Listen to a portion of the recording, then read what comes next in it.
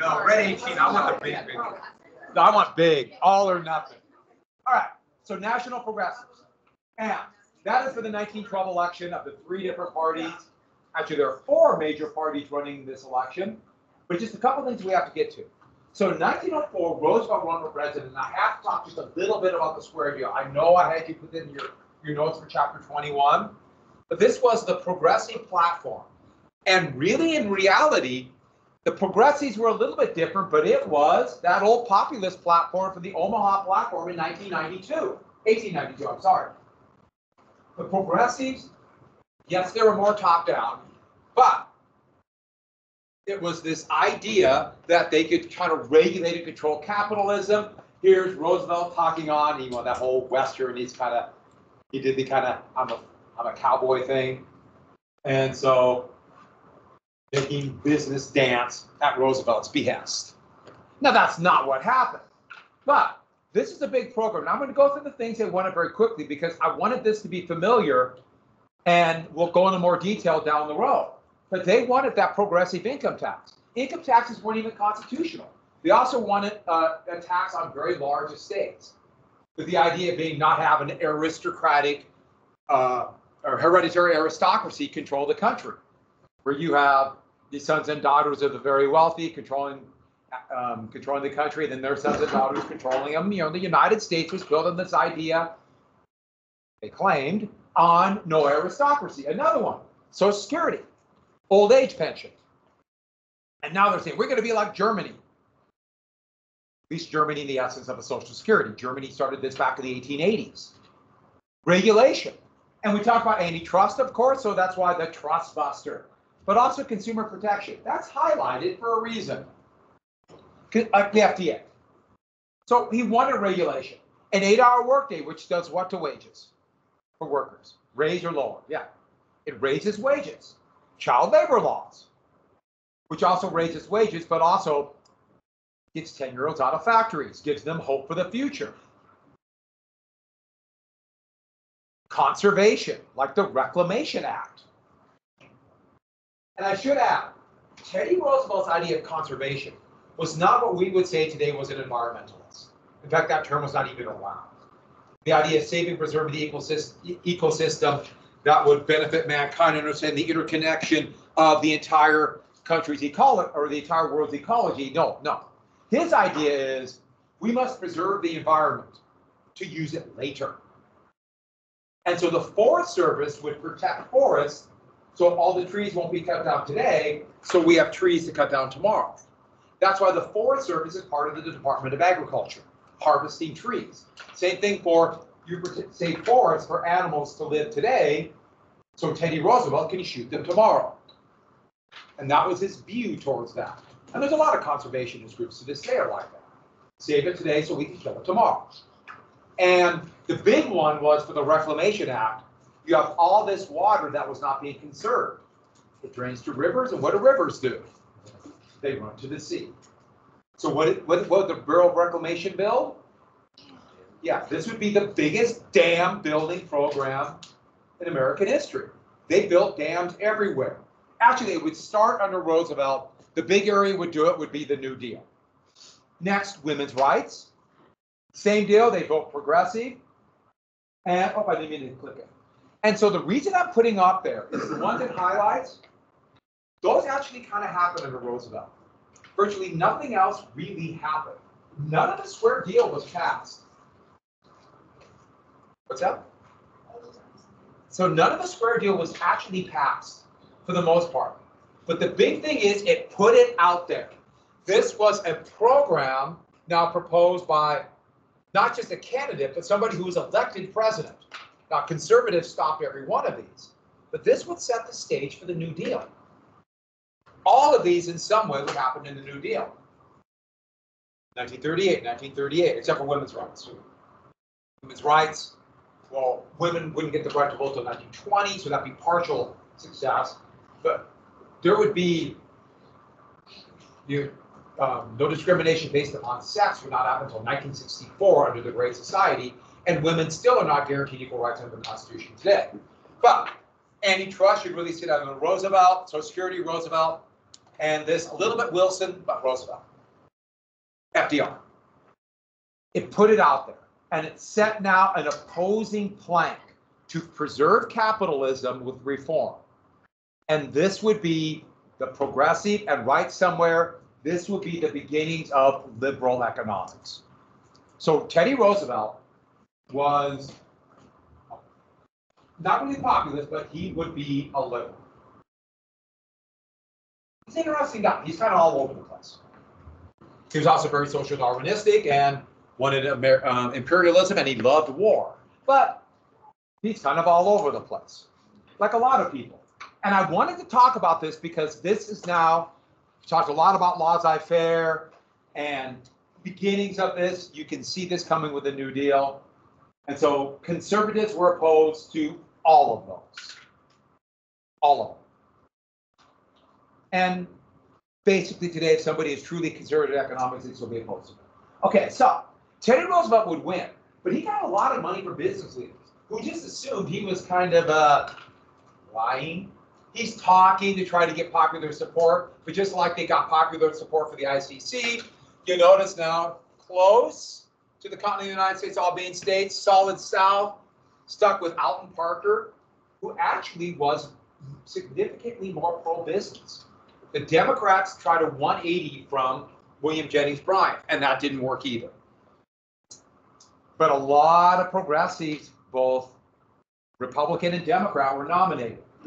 But conservatives made sure they got their revenge. Nothing Teddy Roosevelt wanted except for a few acts would be passed. They stopped it cold. Conservative Republicans and conservative Democrats stopped the square deal. Really the only successes I mentioned before, conservation, Hepburn Act, which did strengthen the ICC a little bit, and things like the FDA. He did start the process of breaking up Standard Oil as a monopoly, but he would be known as the trust buster, and he didn't break up that many trusts. Teddy Roosevelt was important because he gave a voice to those progressive ideas of reform that exist to this day. That's why he's such an important character. He has this reputation, and he cultivated it. I'm a stand-up tough guy. You know, on some things, and some things he wasn't like anybody else. He portrayed that image quite well. And he also liked to box in the basement of the White House. That's Teddy Roosevelt as a young man. I just like that picture of him. Yes, that's him boxing. And there's a lot of things about him showing him in the ring against, basically this one's knocking out the Democrats in 1904. He would challenge. He was really big into physical fitness because he was so ill as a child. His father hired a substitute in the Civil War, and it really embarrassed him. So he would box. This is old-time fisticuffs, like this, where you can never punch. You always have to punch. A lot of uppercuts, lots of haymakers, and they basically punched till somebody was unconscious. And they did start having boxing gloves. He, of course, used not quite bare knuckle gloves, just regular gloves. And anybody who came in the White House, any man who looked fit, he would challenge him to box. And they'd have to go down to the basement of the White House and box. He had a little ring set up. And he would beat the tar out of everybody.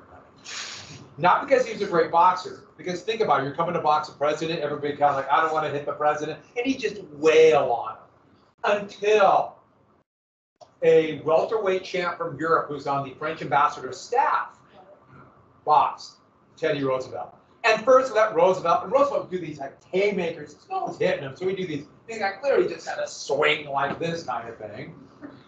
Well, he finally, and they're boxing, and finally got tired of Roosevelt doing this. So when Roosevelt did like this to do his hair maker, he did a quick jab like that. Hit him right here. What happened? Not only knocked him out cold, blinded him. That is a drawing of that. Now this stuff here is not quite what happens, but, and they say sparring partner, no. He got knocked, he was blinded in his left eye for the rest of his life after that hit. They didn't know. That was in the newspaper in 1907. They didn't know. But that's how Roosevelt was blinded in the basement of the White House. So I had to show you this because I find it hilarious. So this was a poll taken in 2021, and it's got to be a bunch of men because they're yahoos. But I am one. I've been around men, yahoos. These are men, basically men in Britain and the United States, and the animals they think they can beat up. The red are from Britain, and I do like the fact that well over 70% of men believe they can beat up a rat in America. Like, why is that not 100%? Because it's a rat. No, I tell you what would happen if a rat came in. Every one of you would go, ah, it's a rat. I feel like these are mean. They're going to attack you. They're mean. Don't. But I love 7%. 7% of Americans think they could take on a grizzly bear. Well, in here it's 100%, right? We can all do it. I love how many of us think that we could take out a kangaroo, but we've never even met a kangaroo. Cobra. A medium-sized dog. A chimpanzee. All right, I just thought that was hilarious. Men are pretty funny. All right, a couple things that are really quick. So the election of 1908, I know now we're all saying, I could take a goose. No, you can't. You could not take, none of you can be up a goose. Can you go back to the previous slide for a second? Huh? All right, so the election of 1908, there was a panic in 1907. I'll turn it back. There was a panic in 1907, and it did not turn into the absolute crash of 93. But Roosevelt, who actually already said he wouldn't run again, he actually wanted to. That panic kind of shut the door on him, even though he still wanted to be president. And so his handpicked successor, the former territorial governor of the Philippines, William Howard Taft, would run and become the Republican nominee, even though Taft didn't want to be president. He felt kind of coerced. The Democrats tried one more time now. They did another 180, went back to William Jennings Bryan and the Populists. But because the panic did not go as bad as they thought, Bryan had a lot of baggage by then. Oh, I thought I put the map in. Taft would win a pretty easy victory. Bryan actually did the worst of the three campaigns. It's a problem. When you're around so long, you get a lot of enemies. Or just people are tired of you. And you get kind of a natural ceiling. The natural ceiling for the Democrats was about 45% of the electorate. So that means a pretty big electoral victory. So in 1912, Roosevelt thought Taft was not doing enough of the progressive platform. He was betraying him. So Roosevelt made the announcement, actually in 1910, that he's throwing his hat in the ring. And this has never been done before, that early. I know today, I mean, the election will be over in November of this year, and they'll already be talking about the next election. Back then, it wasn't quite like that. They kept it under their belt. But he said, Taft is betraying me, which infuriated Taft. So he said, my hat's in the ring. And this now, people say that saying to this day. Run for something, I'm challenging, hat in the ring. But you'll notice it has this kind of ring set up. So boxers, professional boxers, who any professional athlete back then was looked down upon, you're doing it for money kind of thing. You know, amateurs are somewhat more noble, which I find the whole thing kind of amusing, but very classist. But professional boxers needed to raise money, so they would go around the country and they would put on exhibitions, and they would open up the ring and be there and say, anyone can challenge me. See if you can last 3 rounds with me. And if you wanted to fight the champ, you would throw your hat in. That's how you would say you're challenging the box. So it fit in with Roosevelt boxing. So let's circle the desk, find a champ, and we'll go. And here's the deal. It's old-time pugilism, so it has to be like this, right? And if you're not punching, you lose. All right, so Taft did not want to be the nominee, but he was so mad at Roosevelt, he demanded it. Roosevelt tried to get into the Republican convention, but conservatives got their revenge. They iced Taft out. Because even though Taft did break up some monopolies more than Roosevelt, he was, for the most part, laissez-faire conservative. And his son would be like the essence of laissez-faire conservatism down the road. And that's showing Taft and Roosevelt fighting. And so Roosevelt was not allowed in the convention. and he was not going to run. I think that's a pretty funny one. That's Taft. And Taft got the nomination. That's why he's kind of on top. I love that with the, who has the knife? I guess that's Taft.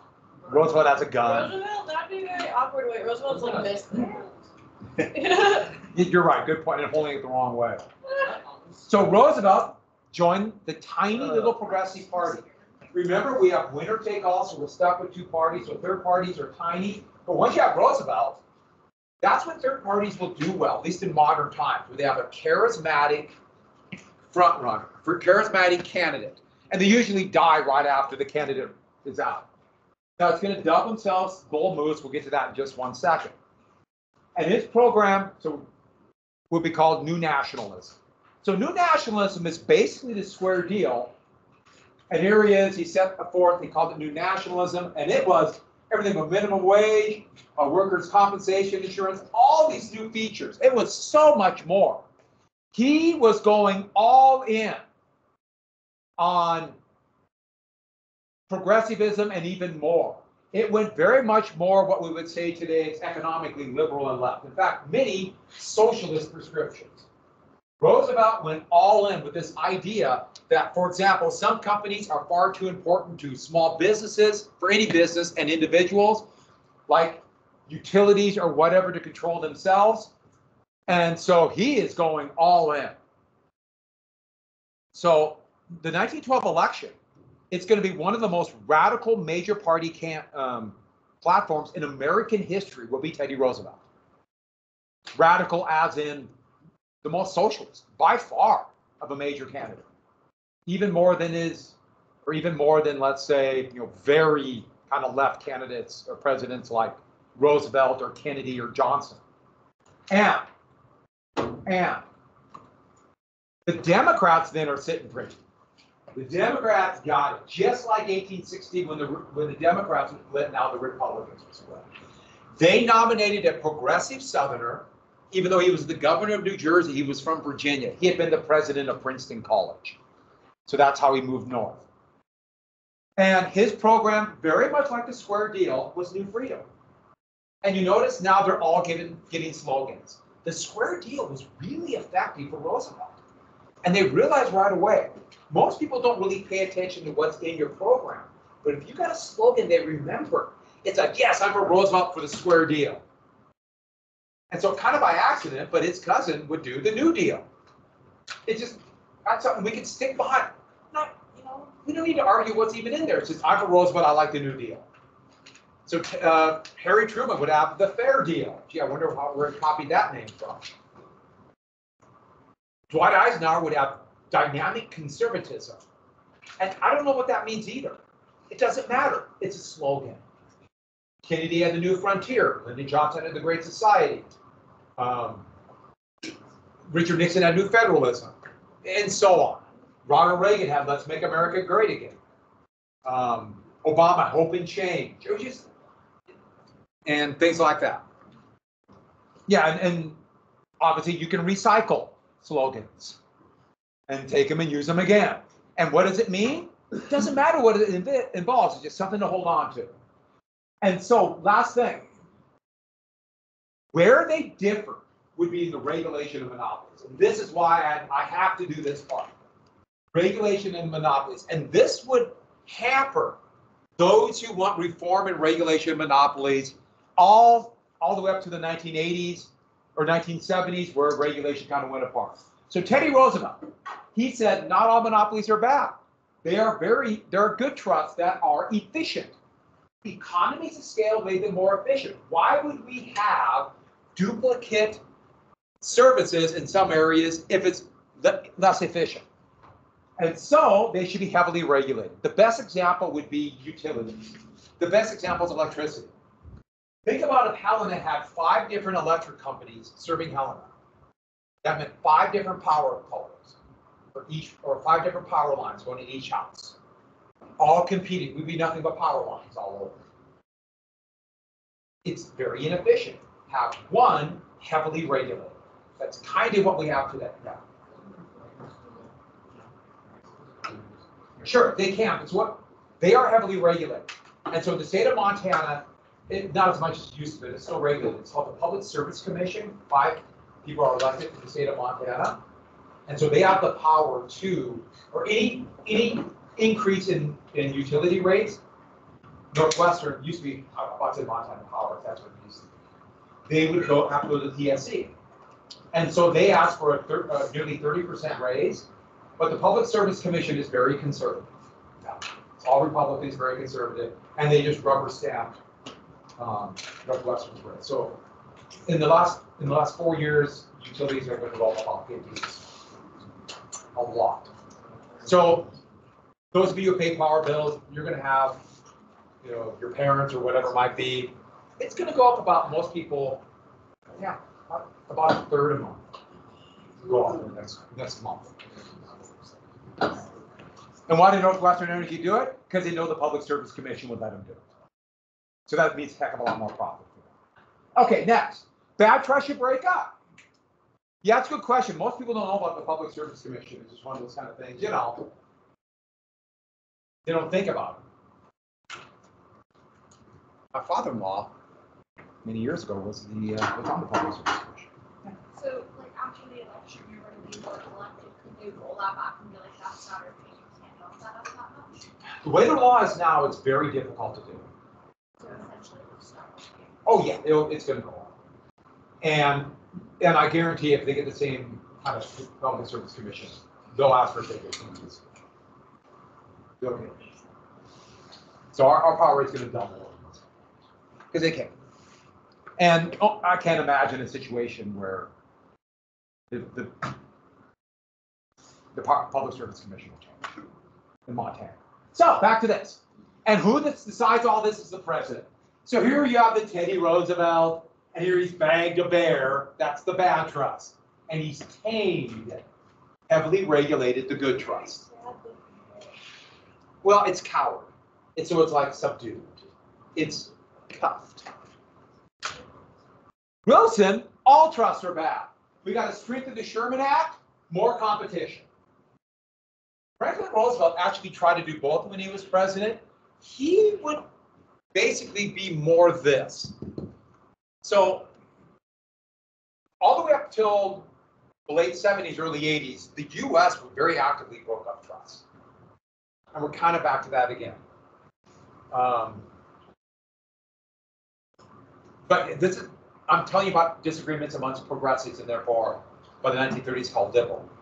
Most conservatives have no problem with monopolies. They consider that a natural part of laissez-faire economics. Do you want to hear about the teddy bear story real quick? You know the story? Yeah.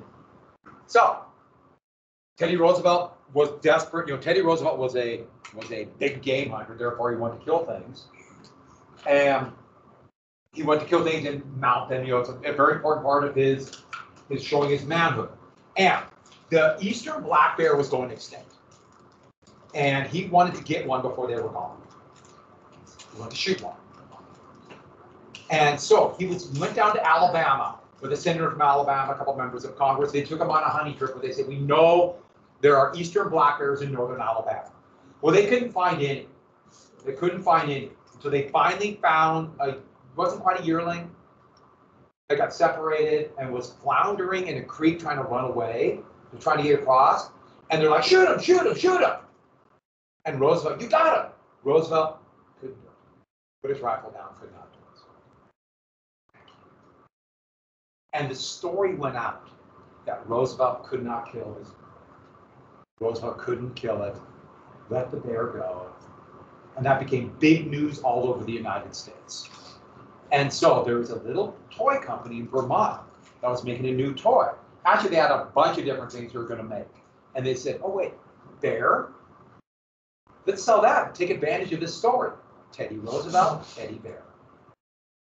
That's where that came from. Now, do you want to know the rest of the story? So naturally, the people with him were appalled that Roosevelt did not shoot the bear. So what did they? Oh, of course they did. They killed the bear, and they mounted it and sent it to the White House. It was alive. It had to die. Yeah, that's the whole story. But socialists also ran. Eugene Debs, and even though they weren't progressives. They were closer to the progressives. They wanted the 8-hour workday. They wanted the same stuff. And that's why this is one of the most exciting elections in history. 1860, 1912, and 1948, I think, are the most interesting presidential elections. I know I got to go very fast through them, but it just showed how the country was changing. And one of the few times you could see more parties to get an idea of the different points of view. Because the two parties, since they have to kind of moderate their ideas because they're so varied, you don't really see it a lot of the times, how different the party is. 1968 is very similar to that. And so, while Teddy Roosevelt was campaigning in Milwaukee, he had this photographic memory. He wrote an hour-long speech, and he could write this hour-long speech. In the process of hand to paper and writing it, he memorized it. That's actually for most people. For almost everybody, when you write something down, that's the best way to remember something. A lot better than typing. Typing does not do that for memory. Handwriting does. I mean, obviously not everyone's the same, but Roosevelt would do that, and he could write, boom, he put it in his pocket. He didn't have to refer to that speech. He had it verbatim for one whole hour. He could do it. Roosevelt was so good at this. He would write it, have it memorized, give the speech, go on a tangent in the middle, and go back exactly where he left off without looking at the speech. All from memory. If you've ever had to give a speech in front of a lot of people, you know how hard that is. I don't mean just 30. I mean, give a speech in front of 5,000 people and lose your place on the speech. It's uncomfortable. And be that just smooth and keep going. I'm very jealous. I had to give speeches to that number of people twice. And it was, what's the word I'm looking for? Disconcerting if you lose your place. Huh? I just got in front of people. I took the microphone and huh? I've given a couple speeches. I'm pretty cool. Why? Because I'm cool. I've done the keynote at 2 graduations. So, back to this.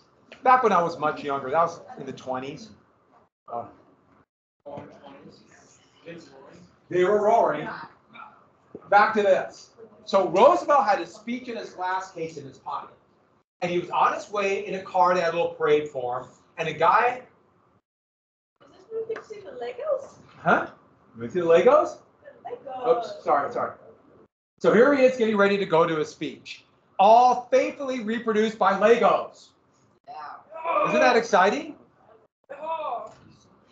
And John Schenck, who was convinced that a 3rd term would be evil and destroy the country, and the ghost of William McKinley told him that, yes, he was schizophrenic, came up with a pistol, black powder pistol, walked up to Roosevelt was in the car, and opened fire, hit him right here from just a few feet away. But it hit the speech that was folded up.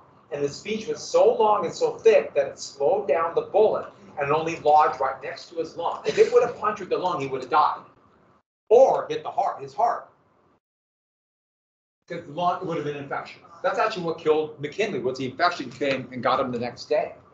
And so there he is, Roosevelt, bleeding from the chest as this faithfully reproduces, still demanded to go give the speech. I must go, when they realized it probably wasn't life-threatening. So wearing the same bloody clothes, Roosevelt got up and gave this speech. I said, no, you've heard something, a few things, but, and it is true, but it takes a lot more than a bullet to kill a bull moose. And thus the name Bull Moose. And he did beat his chest, he liked to do that, with the bullet in there. That's what we call, I don't think that's tough. I think he was kind of a loon. But you know what? If you want to be president, you're going to kind of be loony. But let's move on really quick. That's the bullet lodged in his lung. They couldn't remove it because it caused threat of infection, so he would die with that bullet there. Yes, insane man. He'd be acquitted due to his mental illness, and he actually died during the middle of World War II. And all these things about bull run. And so he would normally then ride a moose for the rest of his life. He never did this. This is all made up. No. No. Yes, I've had people say that's true. No, he did not ride a moose. It's pretty good though, isn't it? This is actually from a newspaper in 1912. And they have him riding a moose, Wilson on a donkey, and Taft on an elephant. Wow. But Greens are the Greens Democrats, and you can see from this. I told you stories, so it took longer than I wanted, but you wanted the stories, right? Yes. So, because the Republicans were split, that allowed Wilson even to win Taft's Ohio. He won Roosevelt's New York. Because look at the split vote, and much like Lincoln, Wilson got 42% of the electoral or of the popular vote. But all that matters is the Electoral College, and he won the states. Debs got over 1 million votes, but that wasn't enough to get an electoral vote. It also shows that the populists, or the socialists, were a force. But a lot of socialists ended up voting for Wilson or TR because they didn't have a chance to win. And very quickly, Wilson would be one of the most progressive presidents in many ways. The FTC, the Clinton Antitrust Act, the Federal Reserve, all of these were important Federalist positions. Did I say Federalist? I meant popular. Progressive. Federalist, now we're back in 1790. They also passed a law with this initiative called the Keating-Owens Act, which was to get rid of child labor. But the very conservative Supreme Court threw that out. So it would not be until 1938 that the Supreme Court would finally agree to what's called the Fair Labor Standards Act to get rid of child labor. But now child labor is coming back with a vengeance, and the current Supreme Court almost certainly will allow it. Not almost certainly, but I would say there's a 70% chance. If you had money on it, it would be a bad bet. So Wilson, it's important to understand Wilson. He's an interesting politician, like all of them. His reforms definitely set the stage for a social justice program like Franklin Roosevelt, Harry Truman, John Kennedy, Lyndon Johnson. So it's a big deal. One more thing. He also was one of the most racist presidents in American history, and that's saying a lot. He believed in social Darwinism. He would be the president who would formally segregate the U.S. government, including all the brand new Forest Service areas and national parks, as you can see from Lewis Mountain, the picnic areas here. He would be the president who would segregate the brand new Lincoln Memorial. And I showed two pictures because I want to show how Lincoln Memorial changed. So this is actually from the 1970s, but all during the New Deal. Look what the area around the Lincoln Memorial looked like back when they built it. It was a swamp. All right, took longer than I thought, but I think this is important to go through, and I like the stories. There are other stories I could tell. Roosevelt's an interesting guy. There's things I like about Roosevelt, Teddy Roosevelt, things I don't like. I think generally I like him. You can hold positions where you don't necessarily like 100%.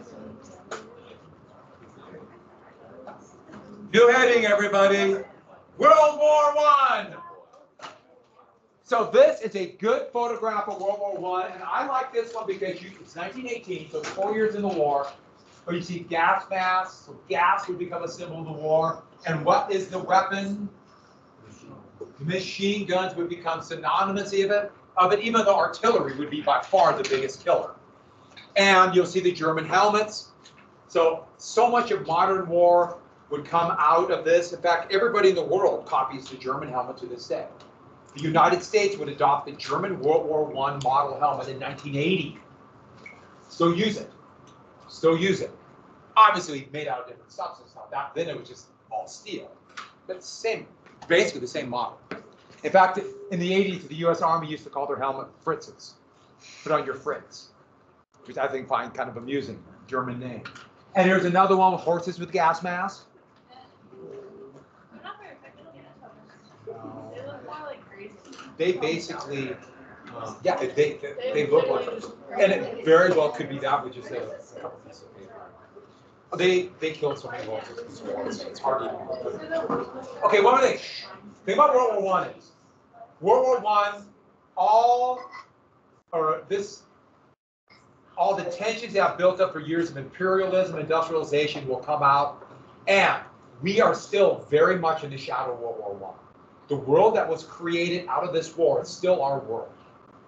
And I know we think, well, what about World War II? It wasn't a direct sequel, but definitely it's impossible to imagine the hell of World War II without this. We are living in its shadow. The world and so many of the problems we see. Let me give you an area. The Middle East, World War I, did all of that. And the United States would emerge as a world power because Europe destroyed itself. So it's kind of by default. Then the similar thing in World War II. And so they knew war was coming. This was a really popular genre of maps and cartoons, where they would do caricatures of European powers and show them as various things. Like here, you know, so this is from a German cartoonist, so it has a Scotsman in the kilt. I don't know what France is doing. They have Belgium has a revolver pointed at France. It's Germans on the bayonet in Russia's nose. Nobody likes Serbia. Serbia's a pig? Yeah, a pig. And I don't know why they have Montenegro as a maggot, but they do. So, let's get to the factors. And the reason we got to these factors is because there's no one single reason why war happened. And this is going to be common to this day. In fact, there's no one country you can totally blame. Oh, we can blame one for most of it, but not totally. And of course, we know what country we mean, Luxembourg, right? Absolutely. So industrialization. Industrialization was happening at a pace much faster in the United States because you have everybody trying to catch up, especially Germany, which went from being relatively rural to an industrial power second to only the United States by 1910. And they were catching the United States. They were ahead in chemicals, which would be really important in war. Russia was forcing, literally at gunpoint, the people to industrialize. And this is creating vast inequality. And the real fear of a class war going to emerge because of this. By the wealth going to the leaders of the countries and those who have the capital, and the workers who are demanding more and more rights, and feeling and believing that if we're going to be part of this system now, we must work for you, we must have a voice in this. Remember, the wage system changed the entire relationship between people and the upper class and how people made a living. One more thing too, the inequalities between what countries could start the Industrial Revolution and build these weapons and what countries couldn't. There were huge inequalities, but don't forget, we have socialists and anarchists, we have anarchist assassinations, including the President of the United States, and there is a fear of this massive war between the haves and have-nots, between the rich countries and poor countries, or rich and poor within the countries, and they talk all the time about the apocalypse coming, or Armageddon. All the time, Armageddon is near. The great fight is coming, and they thought it would be a class war. That didn't quite happen. But there is just this feeling that war is inevitable. And the scary thing about the feeling war is inevitable is eventually you get people saying, hey, let's just do it. Let's just go fight a war. It's going to happen anyways. And there's something else too. Industrial power became military power. And those who had the most advanced industry could build the weapons. The Russo-Japanese War showed that modern armies go through munitions much faster than anyone ever could imagine. And if you're going to start building this as a shell factory during the war in England, that's Manchester. So they're building shells for artillery. Will they become targets too? It's greatly going to expand the war. We've already touched a little bit this. Remember what Sherman's March to the Sea, what kind of war was that called? Total war. But now weapons will change. Here's a warning for an air raid in London in 1916. And that is in London. You can see St. Paul's Cathedral behind. U.S. Capitol is a direct copy of St. Paul's Cathedral, just smaller. That's happening. Oh, that means Germany began to target civilians, and the Allies would soon follow. Anybody know what weapon the Germans used to respond to civilians? Zeppelins. Yeah, Zeppelins. They look like a blimp. They're not a blimp, but look like one.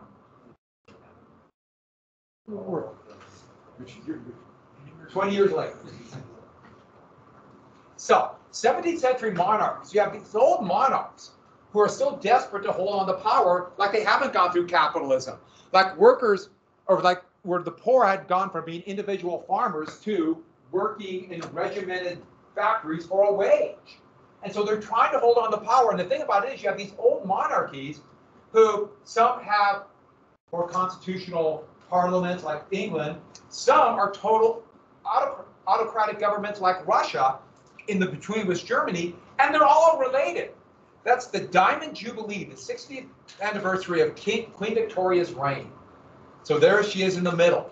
And these are all members of royal families around Europe, and they're all directly related to her, including her son-in-law, who was the brand new Kaiser of Germany. He died really young of throat cancer, really fast. Therefore, her nephew would be the next ruler of Germany, Kaiser Wilhelm II. And so when England went to war, the King of England, where is he at? The King of England right here, his first cousin would be the Kaiser of Germany. Cousins marrying cousins. Do you notice a common look of all of them?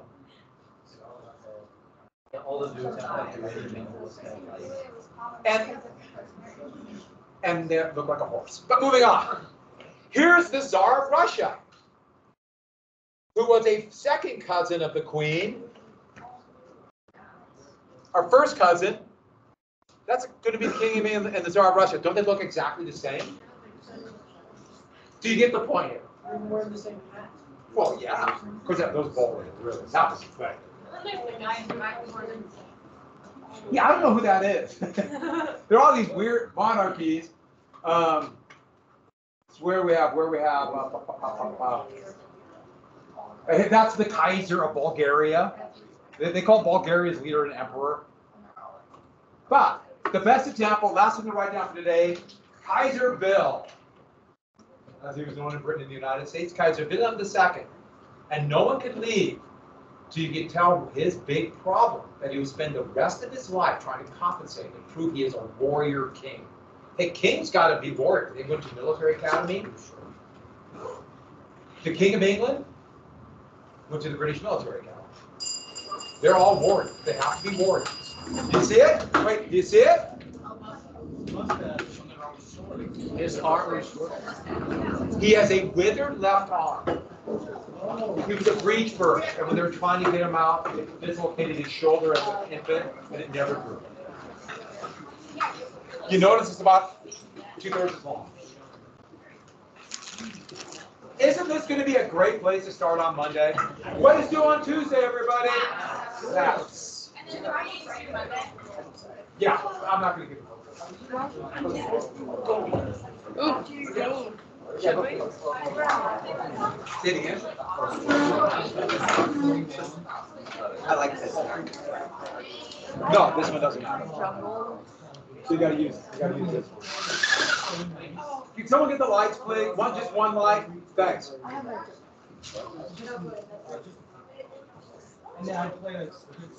Sometimes you get home. It was a home game last time. You probably got home at midnight. Yes. The girls game was so back and forth. It's still on point in a double overtime. That's a double overtime, 1 point.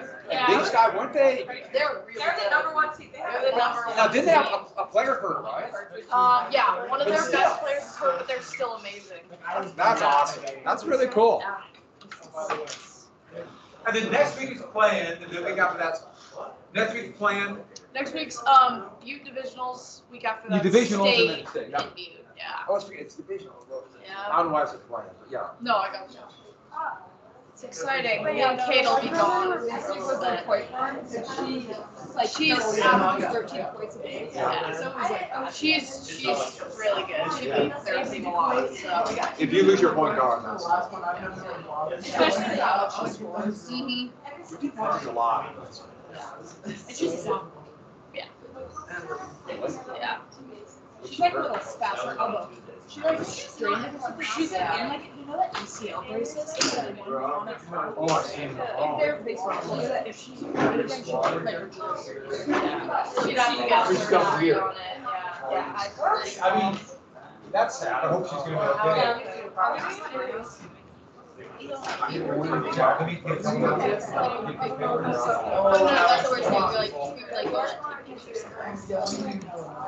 Come on, people, we got work to do. I told stories today.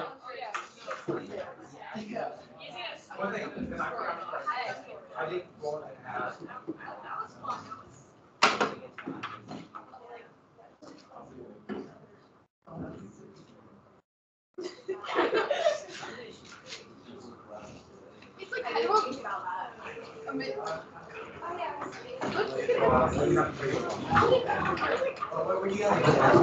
Well, one of them's for sure.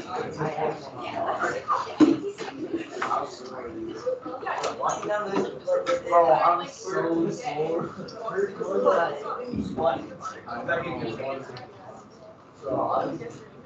Yesterday, I bet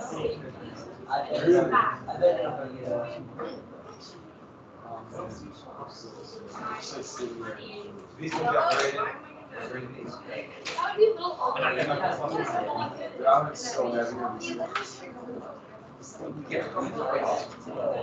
All right, everybody, I have a big announcement, and then I got to kick someone out of my class.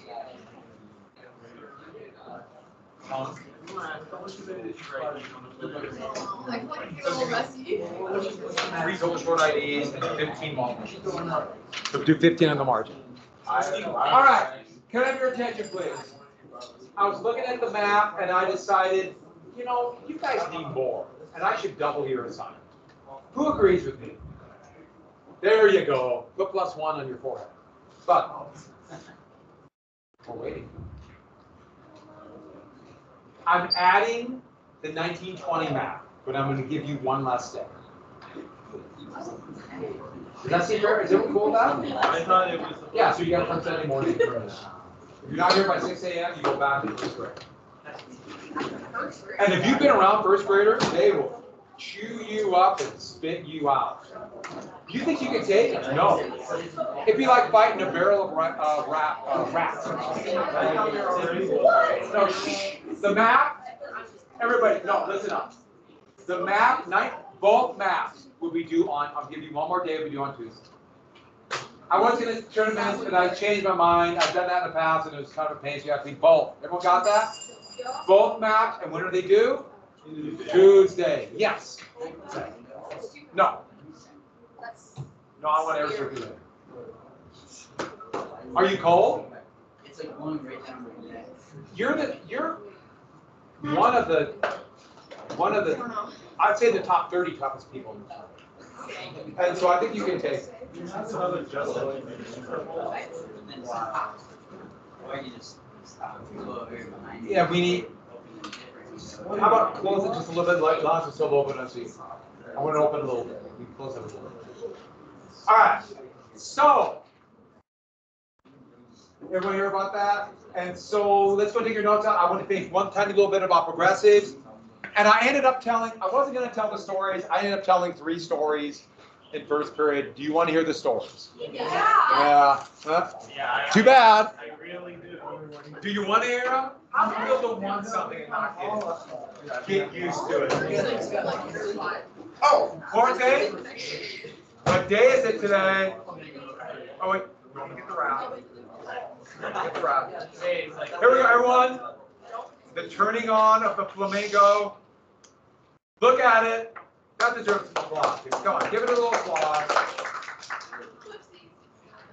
Did someone go right?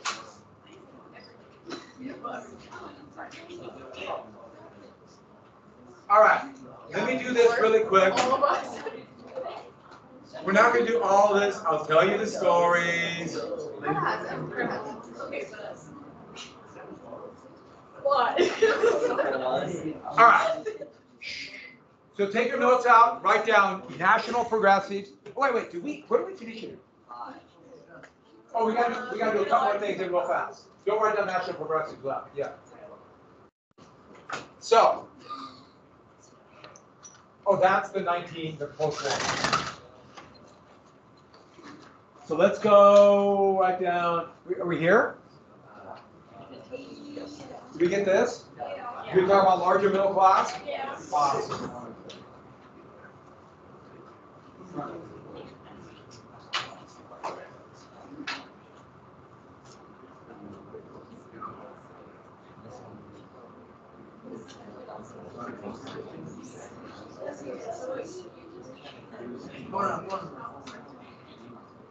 Oh, that's right. Three sentences. All right. So, should we talk about building the middle class? All right. So let's get to this one then. Did we get to democracy? No. So the last thing they want to do is push for democracy, and this idea that let voters decide. And the thought was the voters vote progressive. That's a little bit of the idea of women's suffrage. Women will remember who picked them. But their whole goal was to get rid of corruption in politics.